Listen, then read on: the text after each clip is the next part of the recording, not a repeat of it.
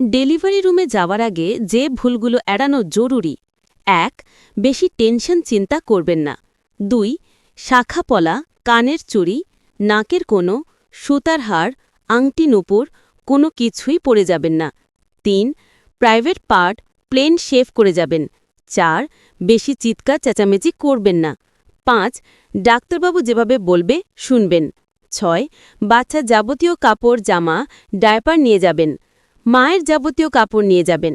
বাচ্চা এবং মায়ের জামাকাপড় ভালো করে ধুয়ে ডেটল দিবেন, তারপর শুকিয়ে নিয়ে তারপর যাবেন। ৭. জরুরি ডকুমেন্ট আগে থেকেই গুছিয়ে রাখুন। ৮. যাতায়াত ব্যবস্থা আগেই ঠিক রাখুন। ৯. কোন হাসপাতালে ডেলিভারি হবে তা আগে থেকেই নিশ্চিত করুন। ১০. শারীরিক এবং মানসিক দুটোই প্রস্তুতি নিতে হবে আপনাকে। ১১. ডেলিভারির লক্ষণগুলো আগে থেকেই ডাক্তারবাবুর কাছ থেকে জেনে নিন, যাতে করে সাথে সাথে হাসপাতালে যেতে পারে। ১২. প্রয়োজনীয় টাকা পয়সা আগে থেকেই ম্যানেজ করতে হবে। আগে থেকে যদি এই প্রস্তুতিগুলো নেওয়া থাকে, তাহলে ডেলিভারির সময় ভয় নয়, থাকবে শুধু সাহস আর আনন্দ।